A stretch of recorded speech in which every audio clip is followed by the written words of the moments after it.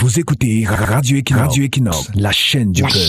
La chaîne du peuple. Bonjour, parlons un peu de cette histoire de panafricanisme des yeux doux au président africain. Nous parlons bien du panafricanisme des yeux doux. Déjà, lorsque Edouard Blyden, Athénor Firmin, Marcus Garvey, William Edouard Dubois et Georges Patmore inaugurent la pensée panafricaniste, il n'est pas dit que c'est un outil pour faire les yeux doux aux chefs d'État africains. Même lorsque leurs successeurs tels que Kwame Nkrumah, Jomo Kenyatta, Patrice Lumumba, Julius Nyerere, Cheikh Anta Diop et Thomas Sankara poursuivent le combat du panafricanisme, il n'est pas question de séduire les souverains pontifes africains. Voici ce que ces dévanciers pensaient du panafricanisme.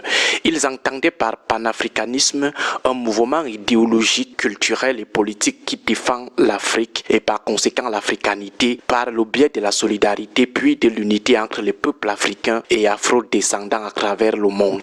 Ils avaient la ferme conviction que les peuples africains ont une histoire commune et un destin commun, d'où l'idée d'une nation africaine unie pour mieux réparer le passé colonial et l'esclavage. L'esclavage qui a conduit à la division artificielle du continent en état économiquement faible. Pour vaincre le néocolonialisme avec ses ingérences extérieures, cette dépendance des États africains de la finance, des économies ou des politiques des anciennes et nouvelles puissances impérialistes. Le but était la souveraineté réelle et effective des peuples africains. Le but était également de surmonter la crise de leadership de l'Afrique dans le monde, surtout face à la montée en puissance de la mondialisation. Valoriser l'identité africaine afin de mettre les Africains à l'abri de toute forme de chosification et de discrimination. Voilà ce que les pères fondateurs du panafricanisme pensaient du panafricanisme. Il n'était nullement question d'utiliser ça pour faire les yeux doux au président africain des régimes éternitaires.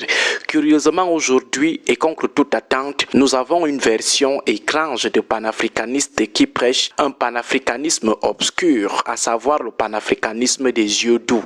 Il s'appuie sur des piliers pertinents du panafricanisme des pères fondateurs pour construire leur modèle à eux qui a des objectifs finaux autres que ceux du panafricanisme originel. Ils ont adapté le panafricanisme originel à leur part de panafricanisme des yeux doux. Comment ce panafricanisme nouveau fait-il les yeux doux aux dictateurs africains? La séduction consiste à dire que les problèmes des États africains, guerre, pauvreté, détournement, catastrophe, tous ces problèmes, c'est l'extérieur. Ce sont les puissances étrangères la cause, que les présidents africains n'y sont pour rien. Ce qui met tout naturellement ces derniers à l'abri de toute critique ou de toute responsabilité. Du moment où les malheurs qui frappent leur population et leurs États, c'est plutôt la faute des puissances étrangères, alors là, ils sont eux tranquilles. À ce moment, ils ne peuvent qu'appeler de temps en temps ces panafricanistes pour leur dire merci à l'africaine. Mallette d'argent, marché public, poste, biens matériels et les autres formes d'avantages. Ces panafricanistes passent généralement à la caisse. Ils détournent l'opinion naïve des principaux auteurs de la misère du peuple que sont les tenanciers de la malgouvernance prédatrice, les présidents, les dictateurs africains. Certains dictateurs ont souvent créé ou financé des médias, radios, chaînes de télévision qui promeuvent ce nouveau panafricanisme. Le problème de l'Afrique, ce sont les puissances étrangères et non ses dirigeants. Quelle malhonnêteté intellectuelle, quelle malhonnêteté intellectuelle. Il y a quoi de malhonnêteté dans leur part de panafricanisme? Voici 6 éléments de malhonnêteté de leur part de panafricanisme. 1. Ils ne veulent pas dire aux populations que les dictateurs africains sont des suppôts des mandataires locaux de l'ordre colonial. C'est-à-dire ce sont les puissances coloniales qui les ont placés à la tête des États et elles continuent à les aider à s'éterniser au pouvoir afin qu'elles continuent à leur vendre l'Afrique, ses richesses, sa souveraineté financière, économique et politique. 2.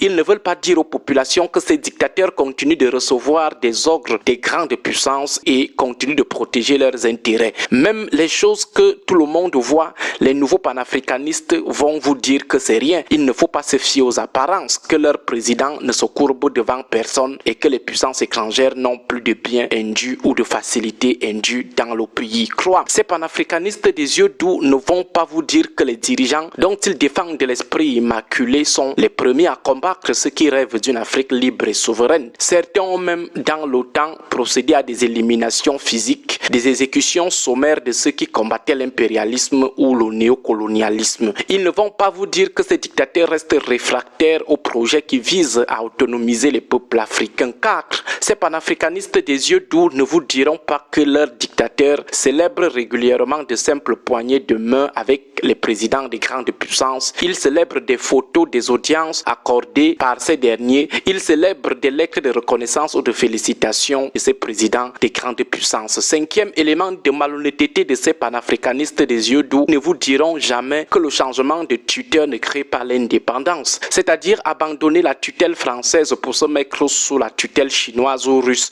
Ce n'est pas l'indépendance, c'est juste un changement de tuteur. Dans un article que nous avions publié il y a quelques années en Kafou Institute, nous appelions cela la stratégie de brachiation. 6. Ces panafricanistes ne vous diront pas que ce ne sont pas les puissances occidentales qui demandent à leurs dictateurs de détourner l'argent destiné au développement de leur propre village, l'argent des routes qu'ils empruntent eux-mêmes. Ce ne sont pas les puissances occidentales qui demandent aux gouvernants africains de tuer leurs propres compatriotes, de les mettre arbitrairement en prison. Ces assassinats, ce n'est pas le blanc qui leur demande de les commettre. Certes, le poids des puissances avec lesquelles ces dictateurs deal pèse, mais on ne peut pas aussi tout mettre sur leur dos. Bon début de semaine à tous. Que Dieu et les ancêtres bénissent le Cameroun. Vous écoutez Radio Equinox, la chaîne du peuple. La chaîne du peuple. La chaîne du peuple. Bonjour, lorsqu'on parle de